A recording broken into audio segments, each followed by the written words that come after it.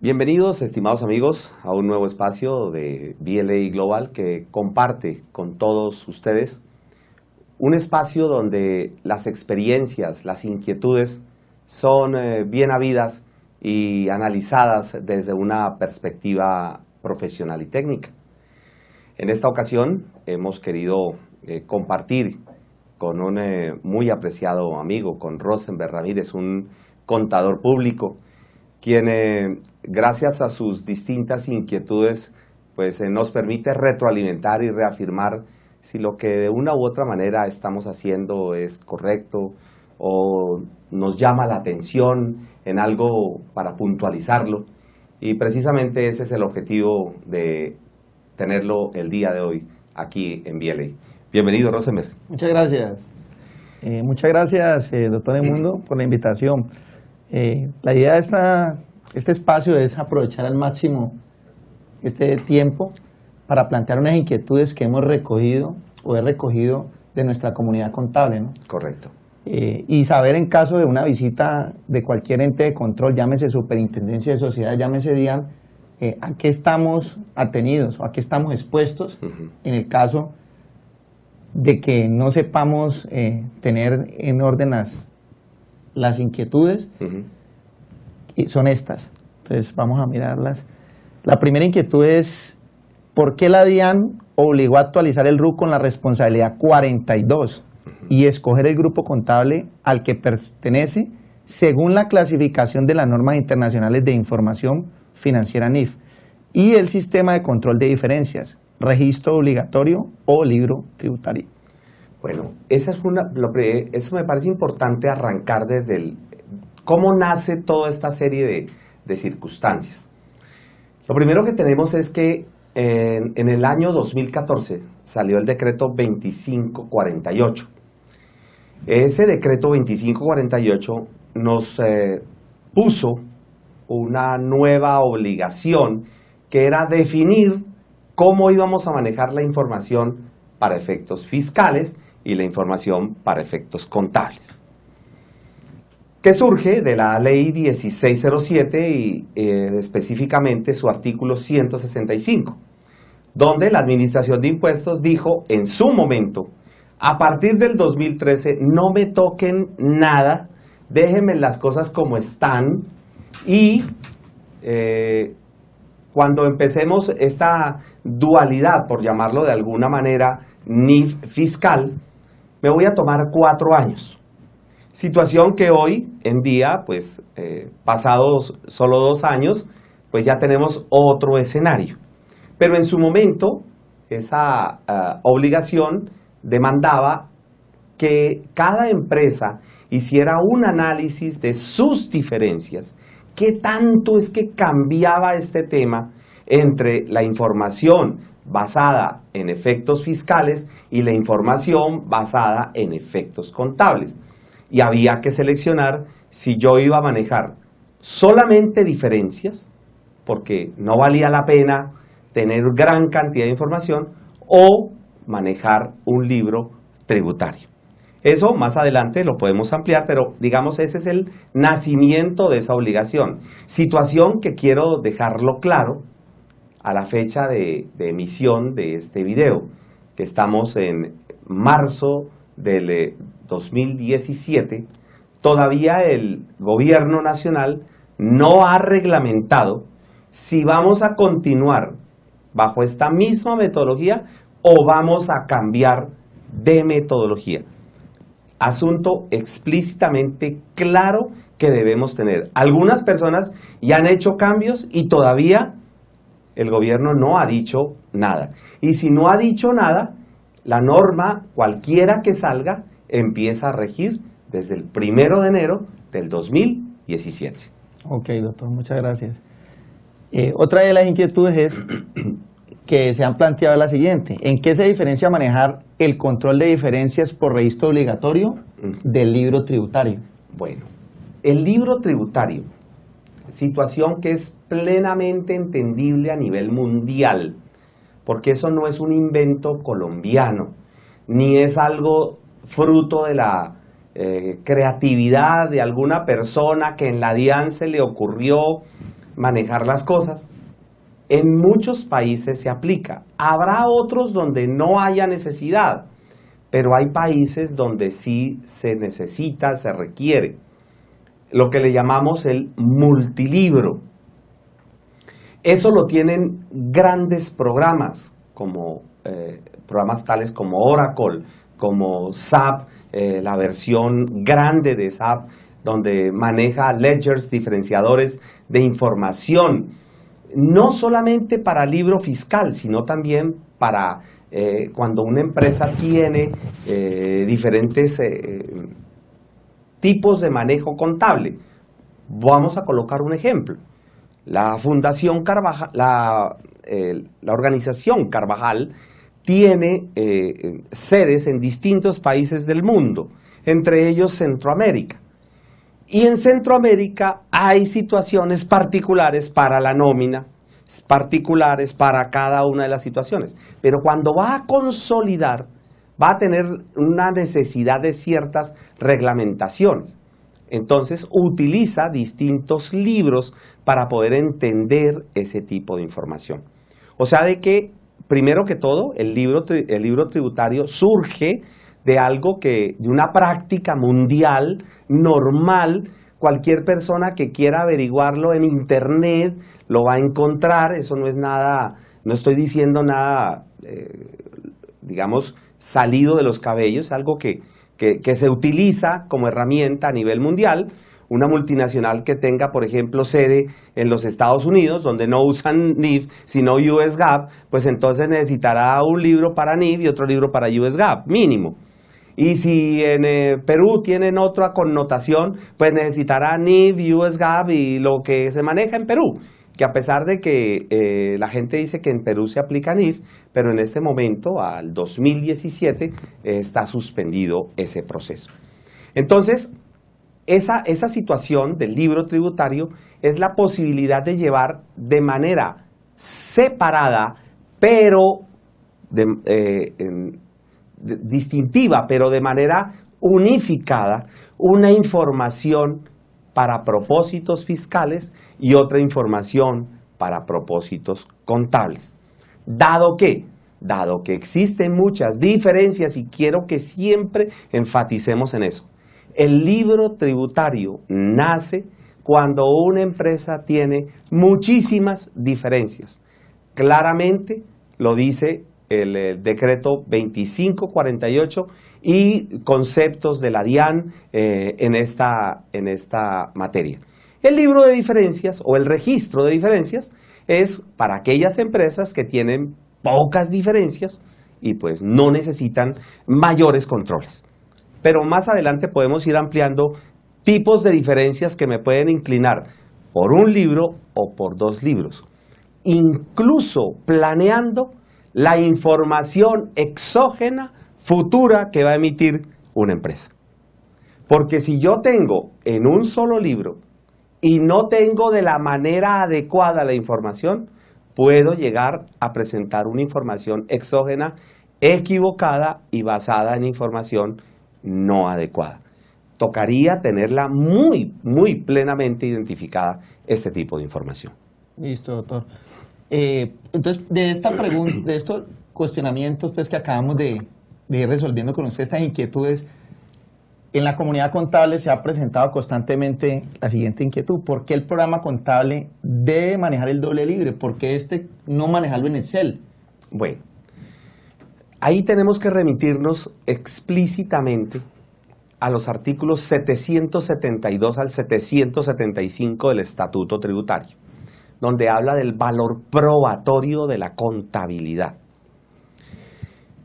Estamos en una contabilidad, el grupo 1 y grupo 3 desde el año 2015 y grupo 2 desde el año 2016, que se deben manejar bajo unos nuevos marcos técnicos normativos contables.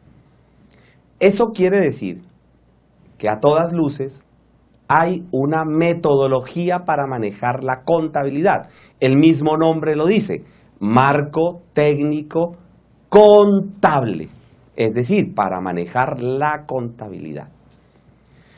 De manera, no encuentro el sustento realmente, respeto mucho la opinión de las personas, pero no puedo compartir que se diga que uno pueda llevar una contabilidad y luego coger esa contabilidad y modificarla para efectos de estados financieros. Así se utiliza la excelente herramienta llamada Excel, pero definitivamente no cumpliría con la denominación de libros de contabilidad. Entonces, el primer argumento es, se necesita tener claro qué significa el valor probatorio de la contabilidad, que está en los artículos 772 al 775 del Estatuto Tributario. Y en segundo término, ¿qué significa contabilidad para efectos del Código del Comercio? O sea que estaría expuesto a una sanción si... Lógico. Okay. Claro, si el Estado, a través de la Administración de Impuestos y a través de la superintendencia respectiva, pues son los entes que pueden requerir pues, la información contable. Incluso hay en este momento hay una situación con el Tribunal de Cundinamarca, de manera específica, donde se está exigiendo los libros, incluso de manera registrados ante la Cámara de Comercio para que sirvan de prueba, cosa que nos ha llamado poderosamente la atención debido a que el Decreto Ley 19 del año 2012 dice explícitamente que no es necesario tener esos libros registrados. Sin embargo, la preocupación que tiene un juez es, bueno, y la información que me están trayendo a mí como juez, ¿yo cómo sé que esto es verdad?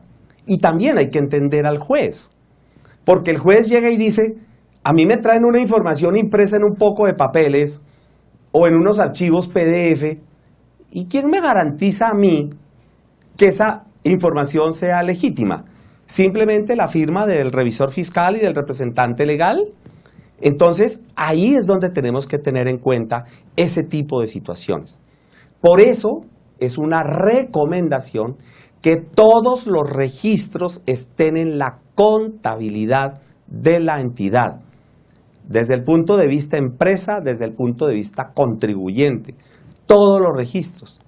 No es muy bien visto que yo tenga registros extracontables, que pueden ser válidos para cualquier tipo de situación, pero para efectos jurídicos no son válidos. Y los estados financieros son parte integrante de la contabilidad. Por eso es importante tener claro cuál es el requerimiento fiscal y cuál es el requerimiento del Código del Comercio. Porque todo se repercute cuando nos enfrentamos frente a un juez, frente a un órgano de control, frente a la administración de impuestos. Es allí y solo en ese momento cuando lo que yo estoy haciendo salta a la luz.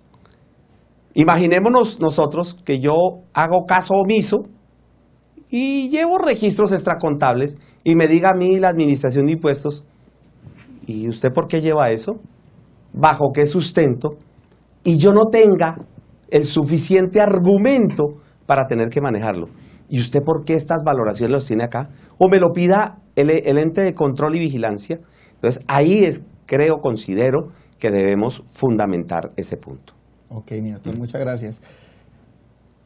A raíz de eso también se ha presentado la inquietud con el doble CARDES en los software contables, porque la gente argumenta o pregunta, ¿es obligatorio tener el doble CARDES o no es obligatorio tener el doble CARDES en los programas contables? Bueno, eso nace de una necesidad dependiendo, volvemos otra vez al tema de las diferencias. ¿Cómo manejamos nosotros las diferencias? Una de las diferencias puede ser el deterioro de inventario. ¿Qué significa deterioro de inventario? Que yo le tengo que hacer un ajuste al inventario que está bajo el marco técnico, pero no lo hago para efectos fiscales. Lo cual significa que el costo del inventario me quedó distinto. Ahora, si el problema es con un ítem de inventario, posiblemente no haya problema. Pero si son varios ítems de inventario, posiblemente sí haya problema. Esa es la primera situación. La segunda situación, yo traigo una información del 2016 para atrás, que se manejaba con otra metodología. Y la administración de impuestos me dice, a mí no me toque las bases del 2016 para atrás. Muévamelas del 2017 en adelante, del 1 de enero del 2017 en adelante. ¿Eso qué significa? El costeo del 2016, ¿cómo lo estoy haciendo en el 2017? Entonces, esto, en últimas, lo que estamos diciendo es que se debe tener en cuenta las diferencias. De esa conclusión nacerá si debo llevar un doble Cardex o no lo voy a necesitar. Porque puede ser que es una diferencia muy básica de manejar y no necesito un doble Cardex. O que el movimiento es muy grande y debo manejar un doble Cardex. Por ejemplo, las empresas que tienen mercancía en consignación. La mercancía en consignación es un activo controlado por la empresa. Al ser un activo controlado por la empresa, hace parte de la contabilidad de la empresa. Por ejemplo, y es algo que se debe tener en cuenta cada vez que un empresario haga un contrato de mercancía en consignación. Hago énfasis en la palabra recurso controlado porque esa misma expresión la incorporó el Estatuto Tributario en su definición de patrimonio bruto. Entonces, por eso es importante ahora, con el surgimiento de la reforma tributaria, tener en cuenta que también hay que manejar los recursos controlados, no solo para efectos contables, sino también ahora para efectos fiscales. Ok, doctor. Con la reforma tributaria reciente, ¿sí? La ley 1819 del año 2016, ¿qué cambios se han presentado referente a este manejo del doble libro, doctor? Bueno, el artículo 772-1, 772-1, habla de la conciliación fiscal. Espero no haberme equivocado de artículo. Esa conciliación fiscal, ese artículo dice algo muy breve. La entidad deberá llevar registros de control o de conciliaciones. Vuelve y menciona dos alternativas. O es una conjunción que es A distinta de B. No es la misma. No es I, es O. Y O significa, puedes tener la alternativa A, puedes tener la alternativa B. ¿Cuál es el problema de esta conciliación? Que el Estado manifestó a través de la reforma tributaria que la va a reglamentar. Estamos prontos a concluir 3 meses de firmada la reforma tributaria y no ha salido nada respecto al manejo de control o al manejo de las diferencias. Pero sí colocó el regaño. ¿Cuál es el regaño? El que no lleve esos registros de control, esos registros de conciliación, será objeto de sanción por libros de contabilidad. O sea que no lo ha reglamentado, pero ya me colocó a mí la amenaza de sanción. Si usted no maneja esa información de control o de conciliación, usted será objeto de sanción, lo que manifestabas tú ahora. Por eso quise devolverme al artículo 772 y me quise ir al Código del Comercio, porque es que el artículo 772, 773 me remiten al Código del Comercio. Y en el Código del Comercio me dice cómo debo llevar los libros de contabilidad. Artículos 50, 51, 52, 56, 57, todos esos artículos me hablan cómo debo manejar los libros de contabilidad, incluyendo las modificaciones que trajo el Decreto Ley 19 del 2012 que tenemos allí. Entonces ahí podemos tener en cuenta esa situación. Lamentablemente, a la fecha del mes de marzo, no le podemos decir a las personas, mire, lleve un solo libro, o no, tiene que llevar 2 libros, porque el artículo no ha sido reglamentado. Y esa es una de las circunstancias que nos impide, lógicamente, poder dar una conclusión definitiva. Nuestra recomendación: analice qué tantas diferencias tiene y fruto de esas diferencias determine si va a necesitar un doble libro o va a necesitar algo más simple, manejar un solo libro. Pero es que eso no depende de quien lo diga, sino que depende de cada empresa, depende de las situaciones y transacciones que maneje la empresa. Por eso es tan importante tener en cuenta, y que el software le permita a uno las 2 alternativas, ¿no? Quiero ser claro, muchas empresas en Colombia, a la fecha de hoy, han decidido mantener el doble libro que traían del decreto 2548 del 2014. Y lo han mantenido esperando qué dice el Estado. ¿Por qué? Porque sus diferencias son tan grandes que solo la pueden manejar bajo estos términos. Listo, doctor.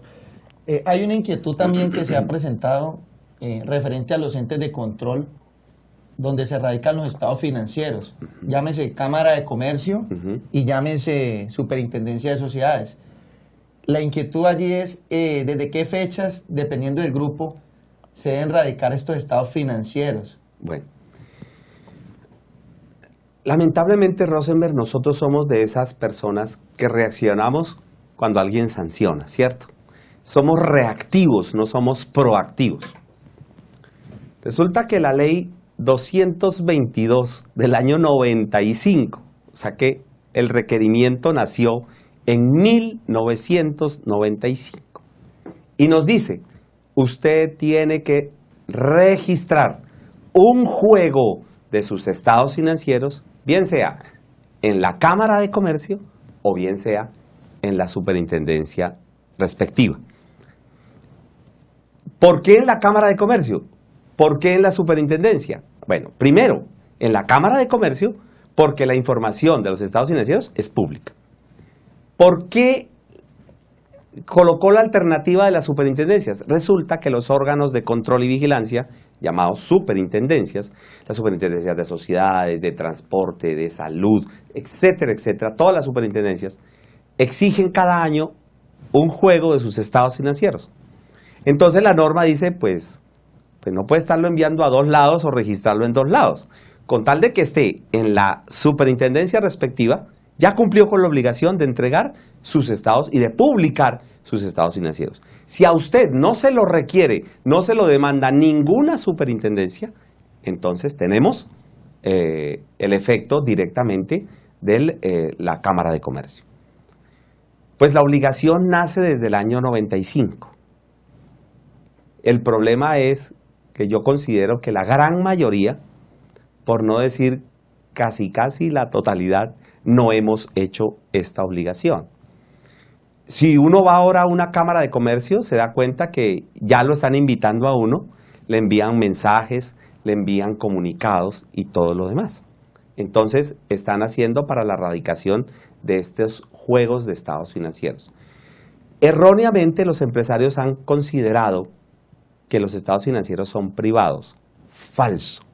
Los estados financieros son públicos. Públicos significan de libre acceso de la gente. Eso es un primer problema que hay que combatir en las empresas, sobre todo con los gerentes que son socios, propietarios o gerentes. Juegan los dos roles. Y se necesita ese punto. ¿Ven? Doctor, de este punto que acaba de aclarar, la inquietud también que se presenta es porque la misma Cámara pues no te dice y uno como contador está en la obligación, sí. Y hay esta inquietud. ¿A partir de cuándo van bajo NIF? Bajo NIF debieron ir Grupo 1 a partir del 2015 y Grupo 2 a partir del 2016. Esa es la obligación que tienen eso. El grupo 3 que arrancó también en el 2015, maneja una variación de las NIF, conocido como contabilidad simplificada. Es un pequeñísimo marco técnico, muy simple, que incluso nos pide que si algo no está en ese marco técnico, acudamos a la NIF para las pymes. Dicho sea de paso, la Fundación IFRS emitió hace algunos años, en el año 2011, un manual de cómo implementar la NIF para las pymes en microempresas, ¿no? Lógicamente, pues no se implementa todo, sino los temas que maneja la microempresa. Pero es obligatorio porque hay gente que... Es que el problema es que nos quedamos anclados en un falso 2649. Y me excuso por decir la palabra falso, es porque lo que manejamos de 2649 no está ceñido a 2649. Hay muchos errores. Por ejemplo, errores elementales. Se envía la mercancía y no se factura. Es un error elemental de causación, violatorio del decreto 2649, violatorio del artículo 27 del Estatuto Tributario anterior al 2016. Correcto. Pero, ¿cuál es el problema? Así se ha hecho toda la vida. Yo quiero finalizar esta serie de preguntas que me has hecho en enfatizar las diferencias. ¿Cuáles son las diferencias que obligarían a que una persona maneje o se incline por el doble libro por facilidad? Primera, si estoy manejando activos biológicos, cultivos, animales. Los activos biológicos todos se manejan a valor razonable. Por lo tanto, nada que tenga que ver con valor razonable lo acepta el Estatuto Tributario. Entonces, ¿qué es lo mejor? Que las empresas hagan un acondicionamiento que les permita manejar las cosas a valor nominal. Es más, la metodología de medición es distinta a la que pide el Estatuto Tributario. Entonces ya encontramos los que están en el sector de agricultura, el sector pecuario, van a tener la primera dificultad. La recomendación, porque no es una obligación, es tener el doble libro. Es una recomendación. Eso yo le aseguro que le facilitaría al contador. En lugar de irse en contra, le va a facilitar. En eso también debe tener en cuenta el programa que va a utilizar, porque hay programas que para utilizar el doble libro es más el trabajo que la ayuda. Entonces ahí también hay que tener en cuenta eso. Otra situación, el manejo de títulos, valores y de créditos. ¿Por qué? Porque los intereses se manejan de manera lineal para efecto fiscal y de manera del costo amortizado para efectos de NIF. Son dos metodologías distintas. Tercero, los que manejan créditos de fomento, que son normalmente otorgados por los fondos de financiamiento agropecuario o fondos de financiamiento del sector industrial. Entonces allí van a tener. ¿Por qué? Porque son tasas subsidiadas y hay que generar la diferencia entre esas tasas subsidiadas.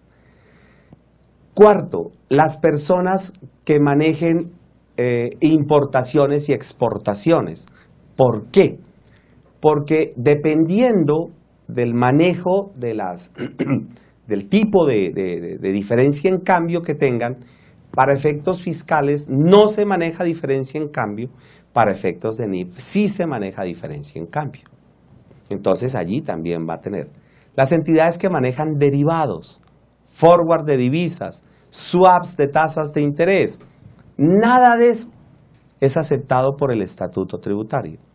Las entidades que manejan deterioro de cartera, deterioro de inventario, deterioro de propiedad, planta y equipo. Y me devuelvo a tu pregunta del Cardex.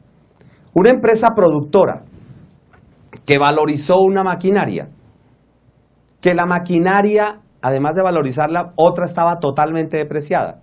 Ahora nuevamente la va a depreciar. Ese ese valor de la depreciación hace parte del costo de producción. Ese costo de producción es distinto del costo fiscal, porque ese costo no se lo van a aceptar fiscalmente, porque ya se lo aceptaron en periodos anteriores, o si es una valorización, pues no se lo van a tener en cuenta. Y debo tener mi soporte contable. Es correcto, porque eso entre otras cosas, el gobierno en la reforma tributaria manejó otra cláusula de esas que le generan a uno como susto. La DIAN se reserva el derecho de tener la plena facultad de revisar cómo se está manejando la información de los marcos técnicos normativos contables para efectos fiscales. Entonces, yo creo que la experiencia, y en eso me acojo a un dicho popular que dice que más hable el diablo por viejo que por diablo, donde uno tiene que prever lo que posiblemente pase en el futuro. Es imposible para nosotros recomendarle a alguien que obligatoriamente maneje doble libro o que tranquilo, no se preocupe, no maneje doble libro. Creo que la responsabilidad es analice las diferencias de su empresa y concluido eso, ahora sí hagan. Porque todo esto tiene efectos en los estados financieros. Para mí lo que lo que yo puedo plantear es que también se ha escuchado que una factura se puede hacer en Excel. Eso es prácticamente lo mismo. Una factura no se podría hacer en Excel porque no cumple con los requisitos, digámoslo, de estar inscrito ante la DIAN, a no ser que sea mediante una casa de software. Pero claro. La situación es similar. Es similar, ¿por qué? Porque hay unos requerimientos para la factura. Y ahora que dices la factura, te doy el caso, por ejemplo, de una empresa que su cliente no le reciba las facturas, le devuelva la mercancía. Perdón, le devuelva la mercancía, no, le devuelva la factura si acaso la ha radicado. Y en muchos casos toca repetir las facturas, anular las facturas. Nosotros hemos sido muy insistentes en que eso, a pesar de ser una costumbre muy arraigada en la comunidad contable, es un error fiscal sancionable desde todo punto de vista, incluso donde se puede desconocer el IVA descontable, donde se puede tener todo ese tipo de situaciones. Cuando teníamos el CRE o ahora la autorrenta, pues entonces también habría un problema de generación de ese tipo de recaudo, y todo eso son generación de sanciones. Mi recomendación final, Rosenberg, es: haga una pausa. Creo que la comunidad contable está suficientemente informada. Creo que tiene que tener en cuenta qué está pasando. Sabe el profesional que es él el que tiene que responder. Cuando lo requiera la DIAN, lo requiera las supersociedades, de nada le va a servir que haya asistido a 20,000 conferencias donde le dijeron A, B, C o D, sino que va a ser lo que es. Lo que es. Y el tema es que considero que el tema radica es en las diferencias.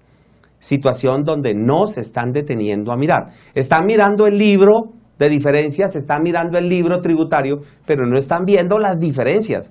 Oiga, ¿yo sí tengo diferencias? ¿Cuántas diferencias? ¿Será que esto todo lo puedo tener tranquilamente? ¿Será que lo puedo presentar esto y no voy a tener ningún problema? Finalmente, creo que hay que pensar como pensaría una persona de fiscalización. Yo no sé si no he gozado de visitas de buenos, entre comillas, funcionarios, sino que me han tocado los más rudos. Pero a mí me han pedido hasta la partida de nacimiento de la persona que hace la contabilidad. Piden de todo. Es mejor que sobrino. El RUT al nivel de detalle. ¿Y usted por qué no tiene? Mire que no tuvo en cuenta la actividad comercial. Mire que este RUT no está actualizado. Mire que esta persona no existe en la base de datos de la administración. Mire que cuando usted la recibió sí estaba inscrito, pero cuando el señor posteriormente se retiró. Yo digo, oiga, pero es que yo cómo voy a estar controlando que una persona se retire o no se retire. Todos esos efectos nos han tocado. O con la UGPP, para efectos de beneficios a empleados. Aquellas personas que tienen vehículos que los utilizan los dueños. Y la UGPP ya está diciendo, oiga, ese ingreso laboral no me lo está colocando en la contribución de los aportes a la seguridad social y demás. Eso yo lo demando. Entonces, todo ese tipo de cosas que solo vienen a tener efectos cuando ocurre un problema. O si no es con la DIAN, suponga que un socio se disgusta con el otro socio, que la empresa es de familia y se divorcian los dueños. Todo eso genera problemas porque después hay que entrar a demostrar información de carácter legal. Ahí tienes, Rosenberg, al menos la recomendación desde el punto nuestro. Bueno, doctor, le agradezco enormemente el haber estado acá con usted y hasta una próxima oportunidad. Muchísimas gracias, Rosenberg, y esperamos contar con todos ustedes aquí en BLA para compartir experiencias.